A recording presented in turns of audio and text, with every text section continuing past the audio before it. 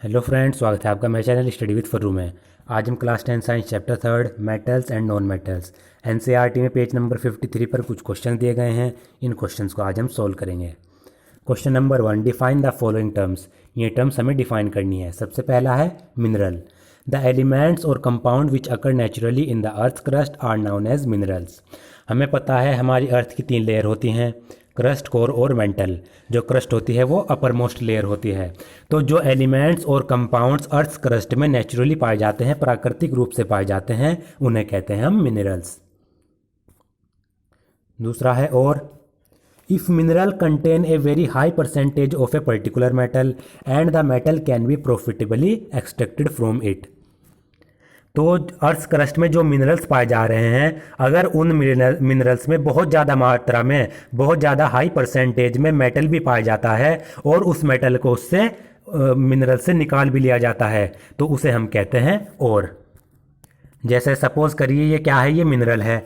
इस मिनरल में बहुत ज़्यादा मात्रा में एक पर्टिकुलर मेटल भी पाया जाता है। लगभग इसकी 70% से या उससे ज़्यादा मात्रा में क्या है, मेटल है। और इस मेटल को इस मिनरल से निकाल भी लिया जाता है, प्रॉफिटेबली एक्सट्रैक्ट भी कर लिया जाता है। तो ये मिनरल्स जिनमें एक पर्टिकुलर मेटल पाया जा रहा है बहुत ज़्यादा मात्रा में, उन मिनरल्स को कहते हैं हम ओर्स। थर्ड है गैंग।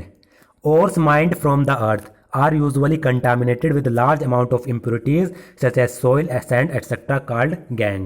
तो जो ओर्स अर्थ की सरफेस से निकाली जाती है, उन ओर्स में बहुत ज़्यादा मात्रा में इम्प्योरिटीज़ पाई जाती हैं, जैसे कि सोइल, सैंड और भी दूसरी इम्प्योरिटीज़। इन्हें हम कहते हैं गैंग। तो ores plus impurities, gangue. Question number 2, name 2 metal which are found in nature in the free state. हमें उन 2 मेटल्स का नाम बताना है जो नेचर में फ्री स्टेट में पाए जाते हैं। फ्री स्टेट का मतलब वो किसी के साथ कंपाउंड फॉर्म में नहीं पाए जाते। तो जो मेटल्स रिएक्टिविटी सीरीज में लीस्ट रिएक्टिव होते हैं वो नेचर में फ्री स्टेट में पाए जाते हैं, जैसे कि gold, silver, platinum, copper. The metal which are the least reactive, जो मेटल लीस्ट रिएक्टिव होते हैं वो फ्री स्टेट में पाए जाते हैं, यानी वो किसी के साथ जुड़े हुए नहीं होते, कंपाउंड फॉर्म में नहीं होते। जैसे गोल्ड, सिल्वर, प्लेटिनम, कॉपर, ये नेचर में फ्री स्टेट में पाए जाते हैं। इन मेटल्स का हमें नाम याद रखना है। Question number 3, what chemical process is used for obtaining a metal from its oxide. किसी भी मेटल को उसकी ऑक्साइड से ऑब्टेन करने के लिए हम कौन कौन सा केमिकल प्रोसेस अपनाते हैं। तो इसमें 3 हैं। एक तो वो जो लीस्ट रिएक्टिव मेटल्स होते हैं, दूसरा जो मॉडरेट रिएक्टिव मेटल होते हैं, तीसरा जो हाईली रिएक्टिव मेटल होते हैं। इनके लिए अलग अलग तरीके हैं। पहला है metals low in the activity series are very unreactive. जो मेटल्स रिएक्टिविटी सीरीज में नीचे होते हैं सबसे, वो बहुत ज़्यादा अनरिएक्टिव होते हैं। The oxide of these metal can be reduce to metal by heating alone. तो लीस्ट रिएक्टिव मेटल के जो ऑक्साइड्स होते हैं, इनको मेटल में रिड्यूस करने के लिए हम सिर्फ हीटिंग ही प्रोवाइड कराते हैं, यानी इनको मेटल में कन्वर्ट करने के लिए सिर्फ हीटिंग ही काफ़ी है। जैसे HgO, मर्क्यूरिक ऑक्साइड, मरकरी का ऑक्साइड है। मरकरी रिएक्टिविटी सीरीज में बहुत नीचे आता है। इस ऑक्साइड को सिर्फ हम हीट करेंगे, हीट प्रोवाइड कराएंगे, जिससे ऑक्सीजन इससे अलग हो जाएगा। हमें मरकरी मेटल प्रोवाइड हो जाएगा और ऑक्सीजन इससे अलग हो जाएगा। दूसरा है the metals in the middle of the activity series such as iron, zinc, lead, copper etcetera are moderately reactive.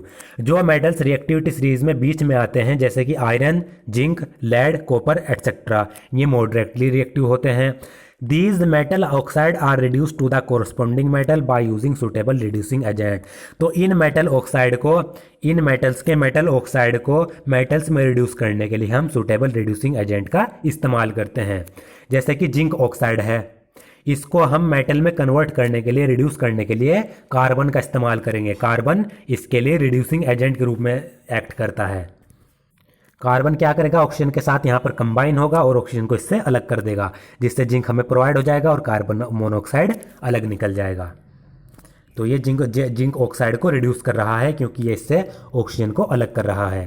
Third, the metals high up in the reactivity series are very reactive. जो metals reactivity series में सबसे ऊपर होते हैं वो बहुत ज़्यादा reactive होते हैं। They are separated from their oxide by electrolysis process.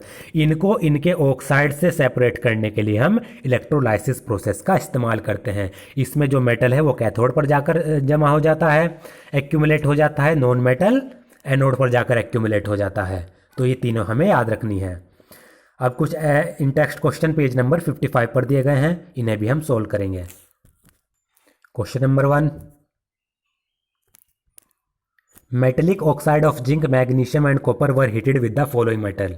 और जिंक, मैग्नीशियम और कॉपर के जो मेटेलिक ऑक्साइड्स हैं उनको इन मेटल के साथ हीट किया गया। जैसे जिंक ऑक्साइड को जिंक के साथ भी हीट किया गया, मैग्नीशियम ऑक्साइड को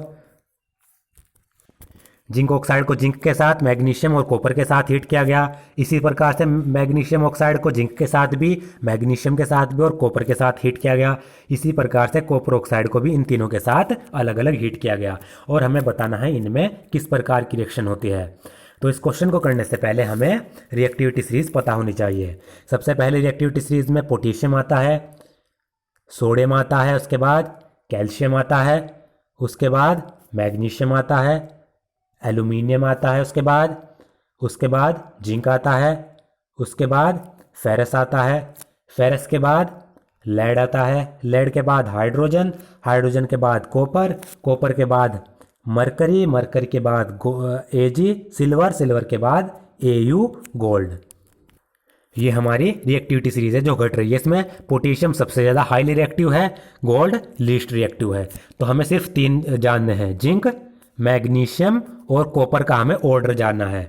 तो अगर हम इसमें सबसे ऊपर देखें, सबसे ऊपर आ रहा है मैग्नीशियम, तो मैग्नीशियम इन तीनों में हाईली रिएक्टिव है। उसके बाद अगर देखें जिंक आ रहा है, तो उसके बाद जिंक आता है और उसके बाद कॉपर आता है। तो ये हमें ऑर्डर मिल गया। सबसे पहले मैग्नीशियम, उसके बाद जिंक, उसके बाद कॉपर। इसके आधार पर ही हम इस क्वेश्चन को करेंगे।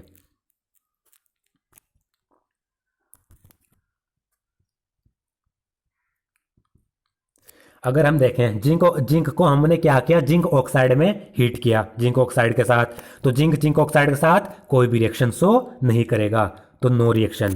फिर जिंक को हमने क्या किया, मैग्नीशियम ऑक्साइड के साथ रिएक्शन किया।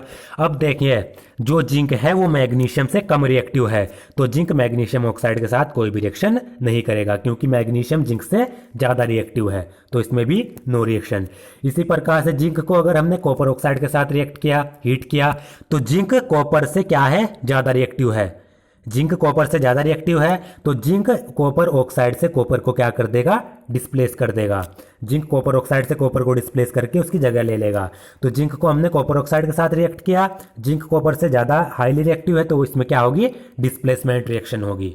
इसी प्रकार से मैग्नीशियम को जिंक ऑक्साइड के साथ रिएक्ट किया, मैग्नीशियम जिंक से ज़्यादा रिएक्टिव है, तो इसमें भी डिस्प्लेसमेंट रिएक्शन हमें मिलेगी। फिर उसके बाद मैग्नीशियम को मैग्नीशियम ऑक्साइड के साथ रिएक्ट किया, हीट किया, कोई रिएक्शन नहीं होगी।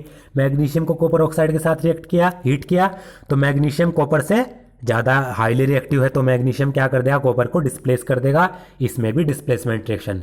इसी प्रकार से कॉपर इन तीनों में क्या है, लीस्ट रिएक्टिव है। कॉपर ना तो जिंक ऑक्साइड के साथ कोई रिएक्शन शो करेगा, ना मैग्नीशियम के साथ, ना कॉपर ऑक्साइड के साथ। यही इसमें भी रीजन दिया गया है। Magnesium is the most reactive among these 3 metal. इन तीनों मेटल में मैग्नीशियम सबसे ज़्यादा रिएक्टिव है। And zinc is more reactive than copper, और जिंक कॉपर से ज़्यादा रिएक्टिव है। So magnesium will displace zinc and copper from their oxide. तो मैग्नीशियम क्या करेगा, जिंक ऑक्साइड से और कॉपर ऑक्साइड से इनको डिस्प्लेस कर देगा। Where zinc will displace copper oxide only, जहाँ पर जिंक है वो सिर्फ कॉपर ऑक्साइड को ही डिस्प्लेस करेगा। Question number 2, which metal do not corrode easily. कौन से मेटल इजिली कोरोड नहीं होते।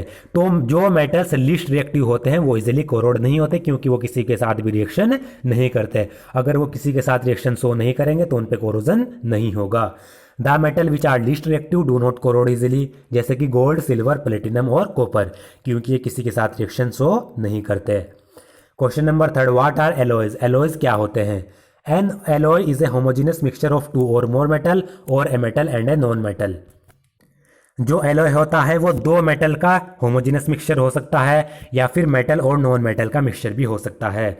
यानी एलॉय दो मेटल से मिलकर भी, दो या दो से ज़्यादा मेटल से मिलकर भी बना हो सकता है, या फिर मेटल और नॉन मेटल का, दो मेटल और नॉन मेटल से भी मिलकर बना हो सकता है। इनका मिक्सचर होता है। एग्जाम्पल के तौर पर जो स्टेनलेस स्टील है वो एलॉय है निकल और क्रोमियम का। निकल और क्रोमियम को जब मिलाते हैं तो स्टेनलेस स्टील बनता है। ऐसे ही एमेलगम एलॉय है मरकरी का।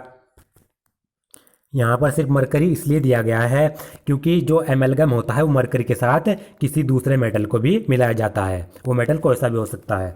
Brass is an alloy of copper and zinc. जो ब्रास होता है वो कॉपर और जिंक का, पीतल कॉपर और जिंक का एलॉय होता है। ब्रोंज जिसे कांसा कहते हैं वो कॉपर और टिन का एलॉय होता है। सोल्डर एलॉय होता है लेड और टिन का। तो ये हमें याद रखने हैं। ये स्टेनलेस स्टील किसका एलॉय है, ब्रास किसका एलॉय है, एमलगम, ब्रोंज और सोल्डर। ये कोई जो बोर्ड एग्ज़ाम है उनमें पूछे जा सकते हैं, ये भी इम्पोर्टेंट है।